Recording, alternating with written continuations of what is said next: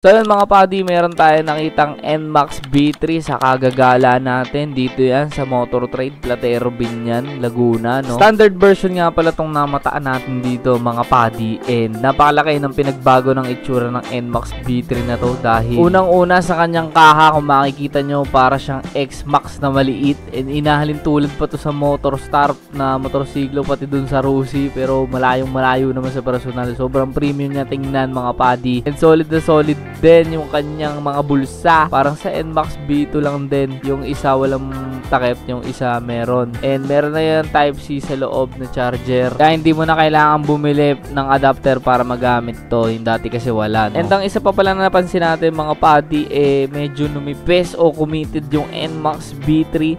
Dahil yan, kung makikita nyo, parang ang laki-laki ko dito sa NMAX B3. Doon kasi sa B2 is medyo bilugan. Ito parang medyo parehaba ang kanyang itsurahan. Kumbaga parang yung NMAX B2 natin is parang busog, parang si Majin Buu. And dito namang NMAX B3, parang si Cell na mag-e-evolve pa lang. So, ganun yung itsurahan niya mga padi. At dahil medyo lumipis tong NMAX B3 mga padi, mas madali na nating naaabot yung sahig compared dun sa motor natin NMAX B2 na malaki.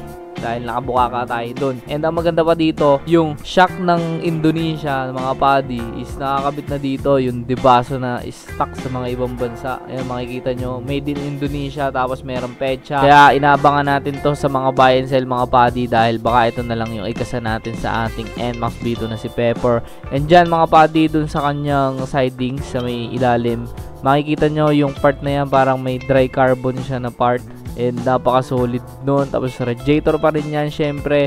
And dyan, napakaganda ng kanyang puwet. Ayan, nasusolidan ako sa kanyang, yan, sa booty dip niya mga padi. And full LED na lahat ng ilaw nito, ang alam ko mga padi. Then yung stock tire niya, yung mags is 130/70, 13 pa rin ang ating sukat dito mga padi. And ito pa isang nakita kong iba. Yung grab bar niya, iba na yung korte mga padi, nakalabas na sa kaha. At parang medyo umiksi itong NMAX B3 na to. And makikita nyo meron dry carbon ulit na part dun sa may ilalim ng kanyang seat. Napaka-bisa talaga, solid na solid, no? And yung kanyang fuel capacity mga padi, 7.1 liters pa rin. And as of now, ito lang yung available dito. Wala pa yung may turbo. Tapos yung mga technical na specification mga padi is i-google nyo na lang. At nagkakahalaga nga pala to ng 155,000 para dito sa standard version. And para naman dun sa TurboTech Max version is 175 to 178,000. So buwa ka ng ina, talagang napakataas ng presyo, di ba?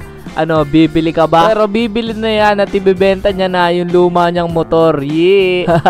So, ano masasabi niyo dito sa NMAX B3 mga padi? Ayos ba? All good ba? Para sa akin, okay naman basta yung turbo version, no? Dahil yun yung pinaka-main na pagbabago dito sa NMAX B3, yung kanyang turbo kineme. So, yung parang may cambio, parang e-bike, may 1, 2, 3. So, yun, hanggang dito na lang mga padi. Maraming salamat sa tumapos ng video. Welcome NMAX B3.